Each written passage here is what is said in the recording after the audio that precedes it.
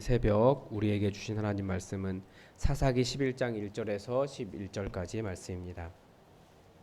사사기 11장 1절에서 11절까지의 말씀입니다. 우리 다 함께 하나님의 말씀을 읽겠습니다. 사사기 11장 1절에서 11절입니다. 길르앗 사람 입다는 큰 용사였으니 기생이 길르앗에게서 낳은 아들이었고 길르앗의 아내도 그의 아들들을 낳았더라. 그 아내의 아들들이 자라매 입다를 쫓아내며 그에게 이르되 너는 다른 여인의 자식이니 우리 아버지의 집에서 기업을 잊지 못하리라 한지라. 이에 입다가 그의 형제들을 피하여 돕 땅에 거주하매 잡류가 그에게로 모여와서 그와 함께 출입하였더라. 얼마 후에 암몬 자손이 이스라엘을 치려 하니라. 암몬 자손이 이스라엘을 치려 할 때에 길르앗 장로들이 입다를 데려오려고 돕 땅에 가서 입다에게 이르되 우리가 암몬 자손과 싸우려 하니 당신은 와서 우리의 장관이 되라 하니 입다가 길르앗 장로들에게 이르되 너희가 전에 나를 미워하여 내 아버지 집에서 쫓아내지 아니하였느냐. 이제 너희가 환난을 당하였다고 어찌하여 내게 왔느냐 하니라. 그러므로 길르앗 장로들이 입다에게 이르되 이제 우리가 당신을 찾아온 것은 우리와 함께 가서 암몬 자손과 싸우게 하려 함이니 그리하면 당신이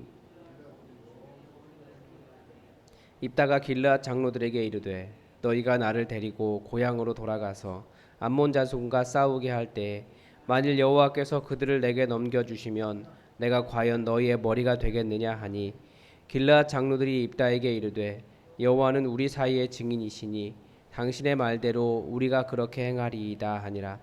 이에 입다가 길르앗 장로들과 함께 가니 백성이 그를 자기들의 머리와 입다가 미스바에서 자기의 말을 다 여호와 앞에 아뢰니라. 아멘. 다시 사사의 순서를 보면 온니엘, 그리고 왼손잡이 에훗, 삼갈, 그리고 여손자 드보라 나왔고요. 그리고 기드온까지 우리가 계속해서 보았습니다.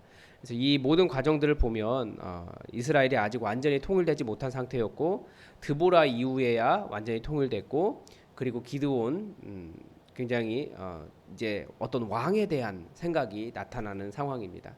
맨 마지막에 사사기의 맨 마지막이 그 땅에 그때 왕이 없었기 때문에 사람들이 다들 자기의 소견에 옳은 대로 행했다라고 하는 말을 어떤 그 중요한 말로 여기고 있는데, 그런데 왕이 없었던 것은 아니에요. 아비멜렉이라고 기드온의 아들 스스로가 자기가 왕이 되었습니다.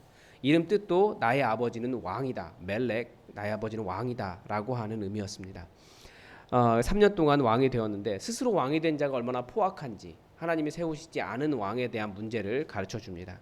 그리고 소사사라고 이야기하는 5명의 사사가 나오는데 돌라, 야일, 입다, 그리고 뭐 뒤에 2명이 더 나옵니다. 그런데 오늘 이제 입다에 대한 내용이 시작되는데, 이 입다는 제가 볼 때 가장 안타까운 사사예요. 사사의 새로운 양상이 나타나기도 하지만 좀 많이 안타까운 사람 중에 한 사람입니다. 먼저 시작이 되는데 이 길르앗 사람 입다라고 이야기하고 있습니다. 저기 제가 어제 열심히 분명히 작업한 기억이 있는데 오늘 새벽에 와 보니까 모두 저장이 안 돼 있어요, 이 내용이. 그러니까 여러분들 잘 따라오시기 바랍니다. 그 길르앗 사람 입다가 이제 나오는데, 이 입다는 큰 용사다라고 이야기하고 있습니다. 그런데 문제가 뭐냐면 출생에 문제가 있어요. 기생이 길르앗에게서 낳은 아들이었다라는 거죠. 근데 어릴 때는 함께 다른 사람들과 자랐는데 자라고 난 다음에 아버지가 죽고 난 다음에 어떻게 되었겠습니까? 너는 다른 여인의 자식이다라고 이야기합니다. 그래서 우리 아버지의 집에서, 이렇게 말하면 굉장히 모순이 되죠. 어머니가 달라도 아버지의 집, 아버지가 동일한데 아버지의 집에서는 기업을 잊지 못하게 한 겁니다. 사람들이 쫓아냈어요. 그런데 그러면 어머니의 집에서라고 이야기했으면 제가 좀 이해를 하겠는데, 아버지의 집에서는 아버지가 길르앗이 아버지인데도 아버지의 집에서는 기업을 잊지 못하리라라고 하면서 쫓아냈습니다. 그래서 입다가 그의 형제들을 피하여, 큰 용사였지만 피해서 돕 땅에 거주했다라고 이야기하고 있습니다. 근데 이제 위기가 다가와요. 어떤 위기입니까? 암몬 자손이 이스라엘을 치려고 했습니다. 이스라엘을 이렇게 본다면 여기가 지중해, 여러분들 보시기에 여기가 지중해고, 그리고 여기에 그 갈릴리 바다, 그 요단강, 그리고 사해 이렇게 있죠. 그리고 바로 옆쪽이 암몬이에요. 그러니까 요단강을 건너서 와야 됩니다. 그런데 어제 본문에서 봤던 것처럼 이스라엘이 이제 완전히 다 유리당하고 있는 상황이었죠. 그런데 이제 암몬 자손이 이스라엘을 치려고 왔습니다. 그러니까 요단강 동편에 있었던 두 지파 반은 이제 없어졌고 이렇게 넘어온 상황이 됩니다. 아니, 없어졌다기보다는 굉장히 어려운 상황이 되었고 이스라엘 본토를 치려고 요단강을 건너왔습니다. 암몬 자손이. 저 건너온 게 아니고 암몬 자손이 그 동편을 계속 하고 있는 거죠. 길르앗 사람들이니까. 길르앗은 두 지파 반 요단강 건너기 전에 있습니다. 그런데 암몬 자손이 이스라엘을 치려고 하는데 길르앗 장로들이 입다를 데려오려고 돕당에 갔습니다. 참 이때는 좀 치사해요. 자기 살려고. 어떤 분위기가 계속 나오고 있습니까? 어제 본문에서 읽었던 그 내용이 그대로 나오고 있는 겁니다. 사람들이 여호와 하나님께 의지하거나 하나님께 기도하거나 하나님께 도와달라고 요청을 하지 않고 여전히 그 지금 이 상황만 암몬이 자기들을 공격하려고 온 이 상황만 벗어나려고 하는 겁니다. 그래서 이 10장과 11장은 묘하게 매치를 이렇게 평행을 이루고 있습니다. 그래서 그때 10장에서 어제 본문에서 봤듯이 이스라엘 사람들이 지금의 그 오늘만 구원해 주십시오. 여전히 여호와 하나님을 바르게 섬기고 있는 것이 아니면서 오늘만 구원해 주십시오라고 말하는 것처럼 사람들이 입다를 그렇게 이용하려고 하는 겁니다. 그래서 입다가 이것을 잘 알아요. 그래서 보면 6절에서 입다가 우리가 암몬 자손과 싸우려 하니 입다에게 우리 장관이 되라라고 이야기합니다. 길앗 장로들이 제안한 것이 장관이에요. 그러니까 높은 자리가 아니라 너는 그래도 우리의 머리는 되지 못해 장관이 되라. 그러니까 그런 정도의 수준만 제시를 합니다. 입다가 그냥 그렇게 가만히 당하고 있을 사람이 아니었습니다. 그래서 길앗 장로들에게 너희가 전에 나를 쫓아내지 않았느냐? 그런데 이제 너희가 환난을 당했다고 내게 온 것이 어찌 되는 거냐라고 오히려 따지죠. 어제 본문에서 보았듯이 하나님께서 그래 너희가 지금 구원을 요구하는데 그러면 너희가 부르짖는 그 신에게 돌아가라. 그 신 보고 구해달라고 해라. 이것과 비슷한 말을 하고 있는 겁니다.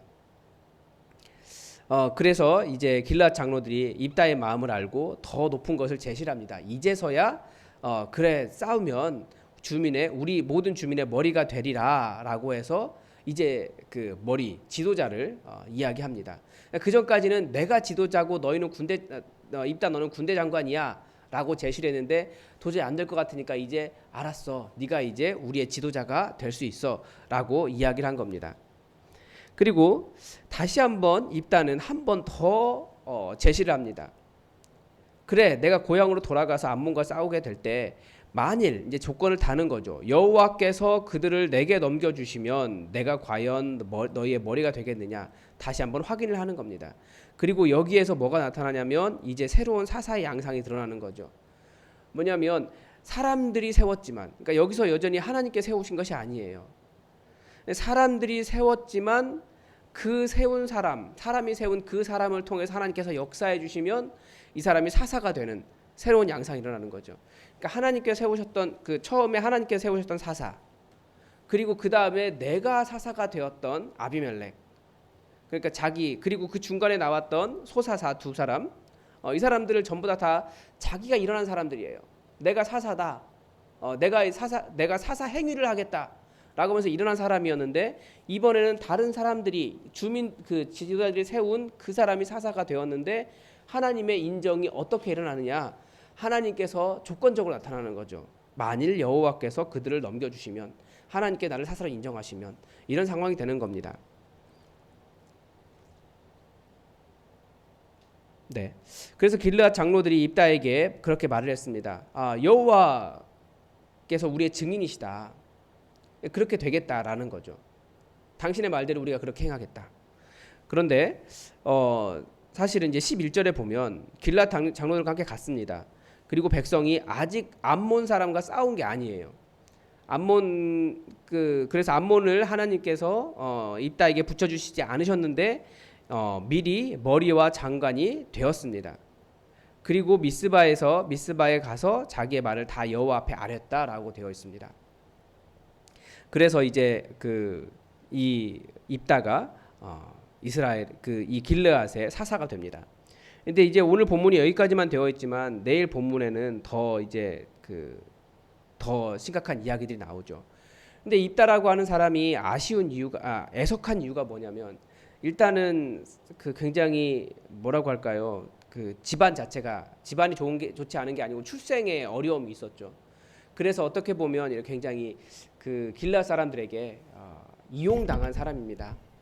그래서 성경에서도 그가 죽어서 매장지까지는 나오지만 얼만큼의 어떤 평안의 기간을 지났는지 아니면 어떻게 죽었는지 이런 내용들이 자세히 기록되어 있지 않습니다. 그러니까 사사 공식 선지자 이 사사 공식에는 맞지 않은 마무리를 하고 있어요.